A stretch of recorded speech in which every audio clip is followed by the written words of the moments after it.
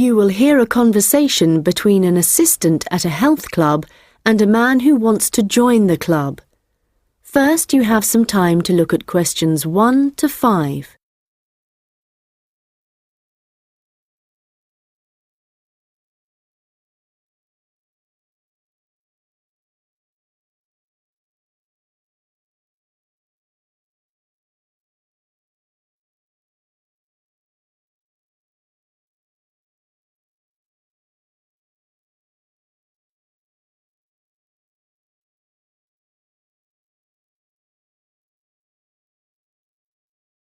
Hi, can I help you? Hello. Yes, is your club taking on new members at the moment? Oh, yes. We're always interested in taking on new members. Just give me a moment and I'll get an application form. Right, here we are. So, let's start with your name. It's Harry. OK.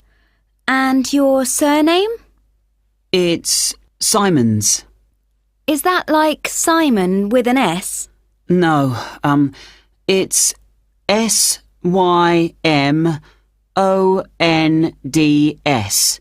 Most people find it rather difficult to spell.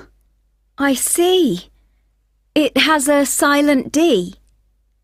I guess a lot of people miss that. Now, let me see.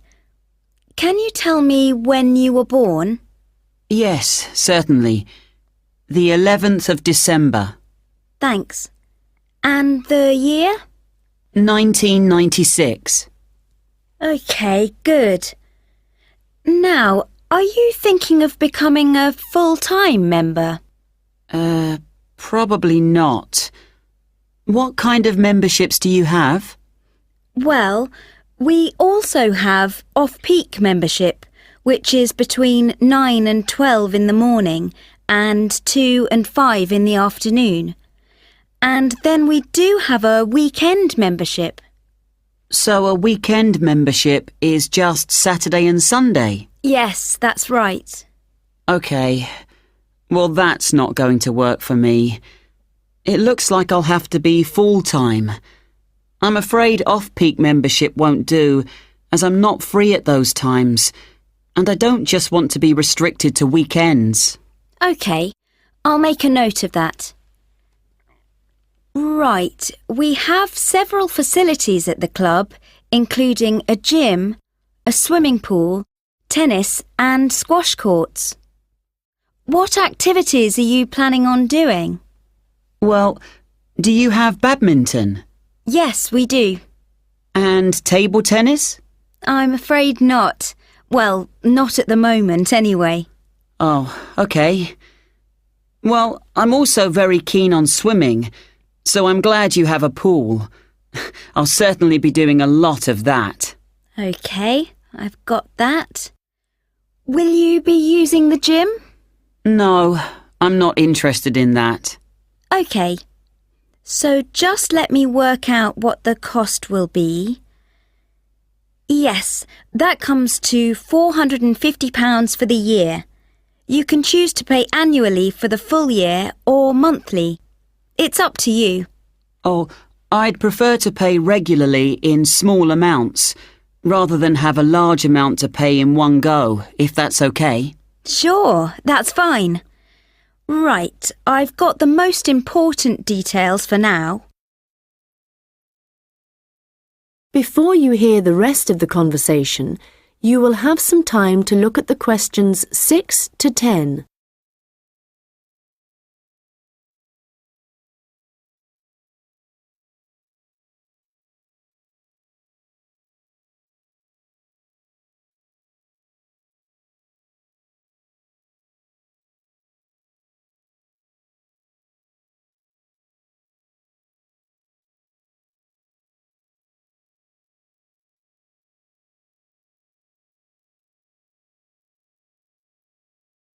Now listen and answer questions 6 to 10. So, I'd just like to ask you a few questions about your lifestyle, if that's OK with you. Yes, that's fine. Do you do any regular exercise at the moment? Yes, I do a bit. Good. And what do you do? Well, every few days I go jogging. Yes, that's good. How long do you go for? Well, it varies. I guess it depends on how energetic I'm feeling. Yes, of course. Every little bit helps. Do you have any injuries at the moment?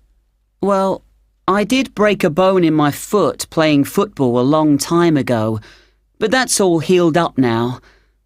But in the last few days, I've realised I have a bad ankle.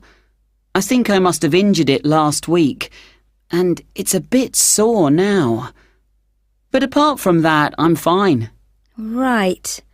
I guess you might need to rest it for a few days to let it recover.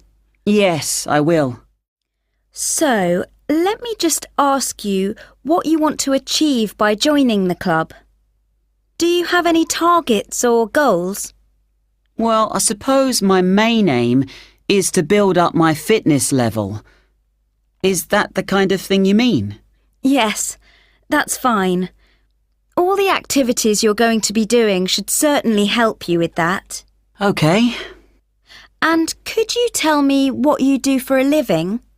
Well, I was a student up until recently. OK. So what are you doing at the moment? Well, I'm a charity worker. Oh, that's fine. I'll write that down. OK, nearly done. One last question. Can I ask how you heard about the club? Did you see it advertised or did you go to our website, for example? Well, I've been looking for a health club for a while, and I asked my friends for suggestions, but they weren't much help. And then I was listening to the radio, and your club was mentioned. So I thought, I'll go along and see what it's like. Great. Well, we look forward to having you as a member. That is the end of section 1. You now have half a minute to check your answers.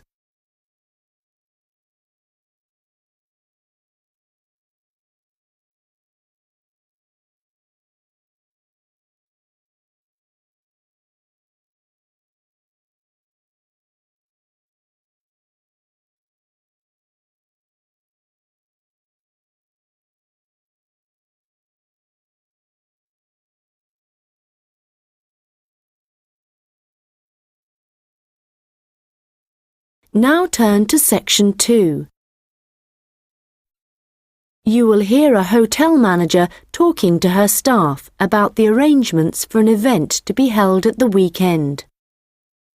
First, you have some time to look at questions 11 to 15.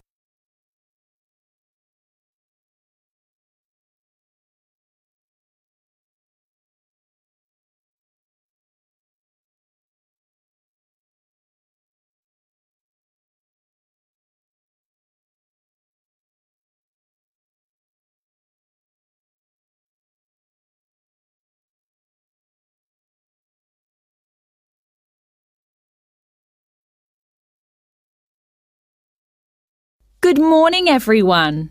I hope you're all feeling okay after the activities of the last week or so. I know you've all been working very hard recently, and we've been exceptionally busy, especially with the wedding last weekend and the trade fair straight after that. And now we have only 3 days to prepare for the birthday party this weekend. The events recently have gone extremely well, and the hotel is beginning to get a very good reputation, so we need to keep it up.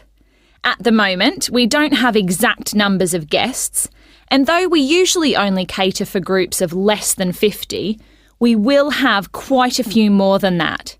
So, as I said, not sure of numbers, but of course we won't go over the maximum of 100. But it's likely that we will need all of you to work this weekend, so if any of you can't, please let me know as soon as possible. Right, so what time will the event start?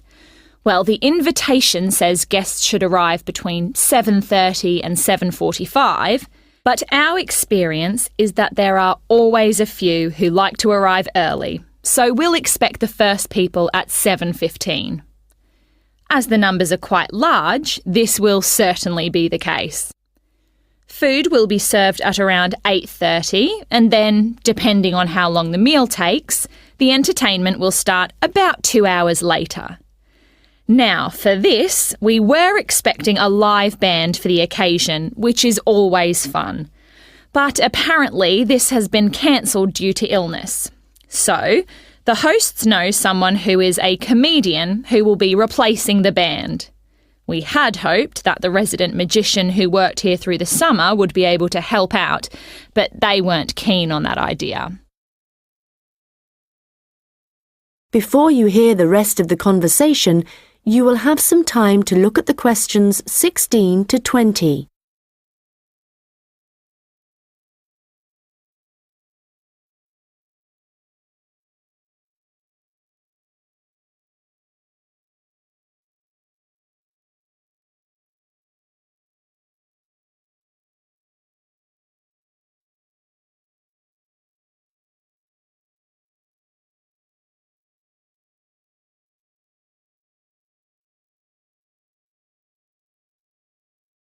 Now listen and answer questions 16 to 20.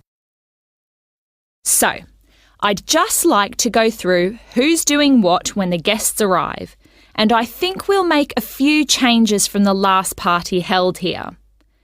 If I remember correctly, it was Olav who coordinated the task of providing the guests with drinks.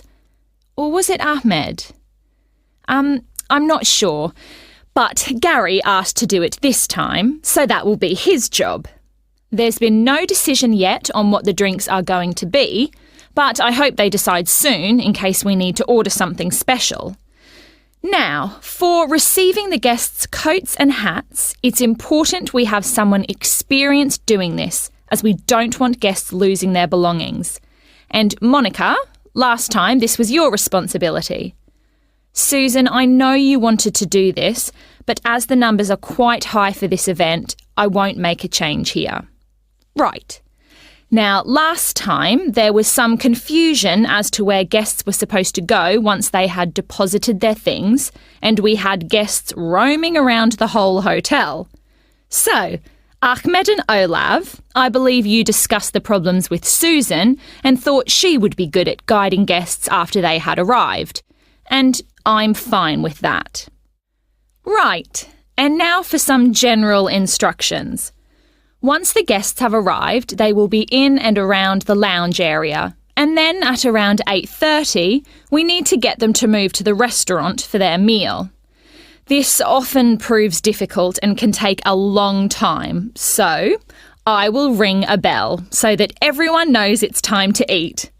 Hopefully, this will speed things up a bit. Also, for this event, there'll be a seating plan, so the guests won't be able to decide for themselves where to sit. They'll have to sit according to the plan. There will be a plan on each table, and I've been thinking about where to put the master plan so everyone can view it before they enter the restaurant. As they'll be spending quite a while in the lounge, I've decided to also put a plan there. This should speed up the start of the meal. Once the meal starts, you'll all be very busy waiting on the tables, and I'm sure I don't need to tell you to be good-humoured and polite to all the guests. The organiser of the event will be saying a few words, and so will two of his colleagues. So, when the speeches start, all activity must stop in the restaurant, so that the three people giving them can be heard. This shouldn't take long, and it should be towards the end of the meal. After that, the guests will move back to the lounge for the entertainment. So, I think that's it. Any questions? Come and see me later. That is the end of section 2. You now have half a minute to check your answers.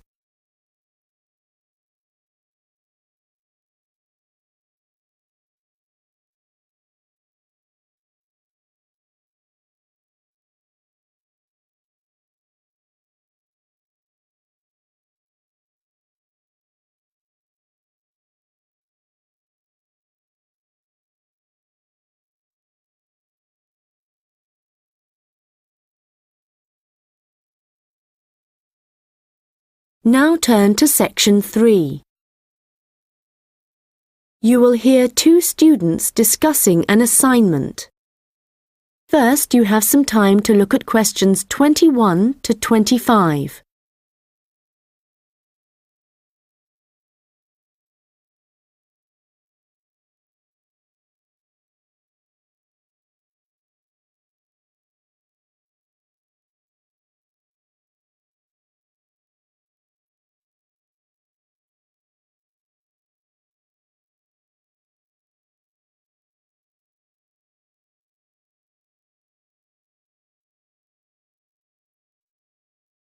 Hi Melanie, what did you think of the assignment that we got today?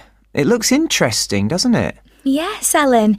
I've always been interested in recycling, but there's a lot of research to do. Yes, there are a lot of things I'm unsure of, so it's going to be good working with you. OK. Well, why don't we start by making a flowchart from the notes our tutor gave us? Yes, so on one side we could have the paper production cycle here on the left, and on the other side the recycling. Good idea. Let's start at the top with the production. The first step in the process is to get the raw materials. Yes, and they tend to come from pine forests. OK. And then the bark is removed from the outside of the tree, and after that, the wood is chopped up. That's the first 3 stages. It sounds a bit complicated after that. It says water is added, and then the mixture is heated and made into pulp. This will be the thick paste that is used to make paper. Yes, you're right, because after that they use a machine to make the paper, and we can put that right in the centre of the flowchart, because it's also where the recycled paper joins the process. Yes. So, once the paper has been produced in the machine, what happens then? Well, I think we should write print as the next step, because this is when newspapers, magazines, etc. are produced.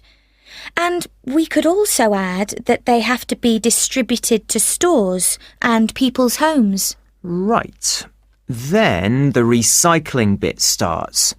The old paper's collected, and then it says it's taken somewhere so that someone or something can sort it.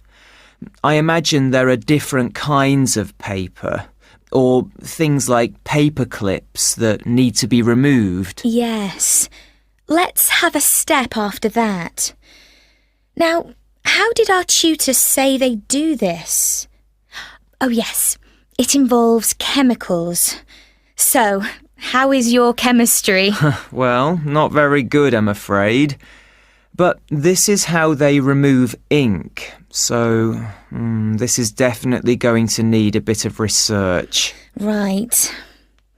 The last step in the recycling section is similar to the last step in the production process, with heating and pulping, before the cycle begins again.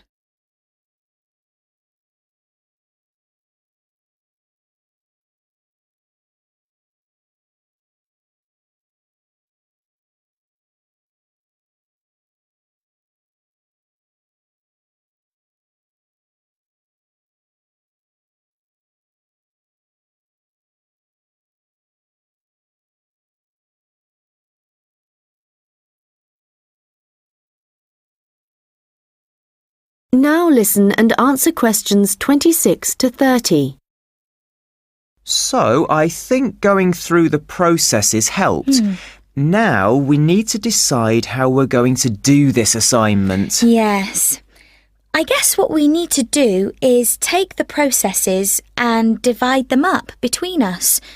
But we could start thinking about an introduction. Yes, OK.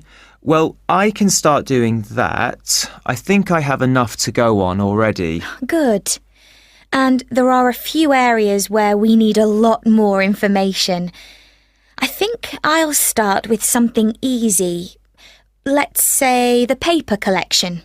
I could go to the resource centre to do some research. Well, I think a better idea would be to approach someone who's involved in the process.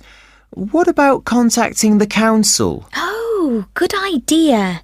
Yes, I'll do that instead. They're bound to have some information. And I know just the thing to add to our work to make it even more interesting. And what's that? Well, in my last assignment, I added a few pictures, and the feedback I got was that this wasn't academic enough. So what might really bring it to life would be to include some data, provided we can find some. Yes, that sounds excellent. Well, we certainly have a lot to do, and not much time to do it in. You're right. I think we have about 5 weeks, so I suggest we create a plan of work today. The end of the month is nearly 3 weeks away, and then we have a few days holiday. Yes, so let's see if we can get the first draft done by then, so we can take a short break. OK. Then after the break, we'll have just over a week to complete it. I wonder if we could get someone to review our work for us a few days before the deadline, so we can make some final changes. What about your friend, Henry? Well, the best person would be our tutor. Henry's very good, but he's taking a whole week's holiday, and there won't be enough time when he returns. OK then, that's fine. That is the end of section 3. You now have half a minute to check your answers.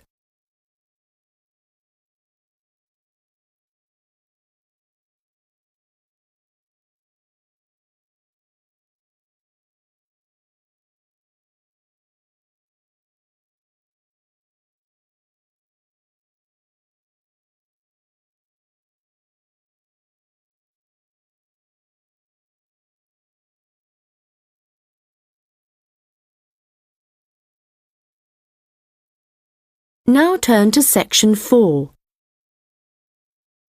You will hear a lecture about hair. First, you have some time to look at questions 31 to 40.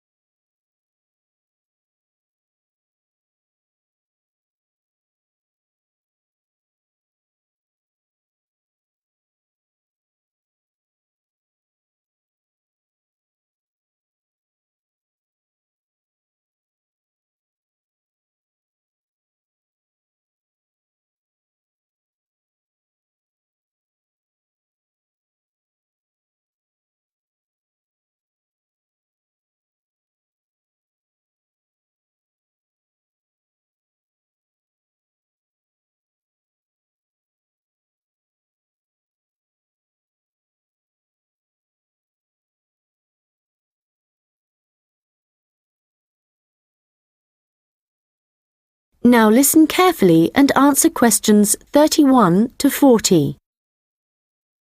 Good morning, and welcome to this lecture on hair, which is a part of the human biology course. This lecture covers a number of facts about hair, its structure, and what can affect the general health of hair. So, first of all, what is hair, and why do we have it? If we look back at our ancestors, we'll see that they had a lot more hair on their bodies than we do now. And there are, or were, 2 main reasons for having hair. One is to provide warmth. But as humans have worn clothes for many years, body hair has significantly reduced. The other is for protection. And again, this isn't as significant as it was once. But hair does still benefit areas of the body, such as the head and around the eyes. Now, hair, whatever it is for and wherever it is on the human body, is composed mainly of a protein called keratin. This by the way, is also found in fingernails. In fact, it's keratin which makes them flexible, and without it they would be very rigid. Another interesting fact about hair is that it is very strong as iron, in fact. One single strand can support a weight of up to 100 grams.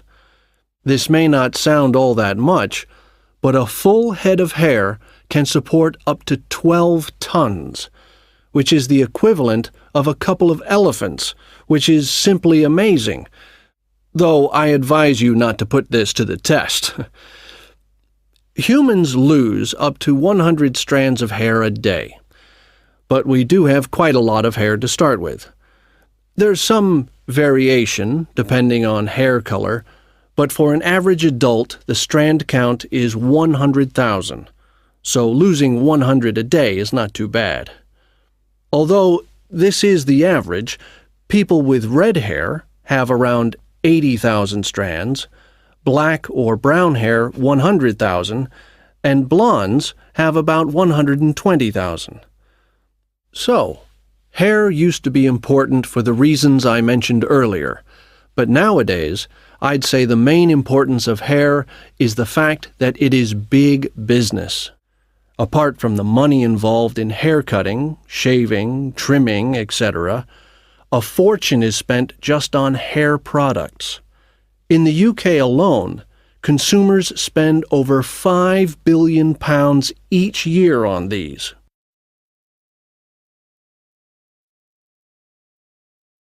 So next, I'd like to just give you a quick overview of the structure of hair.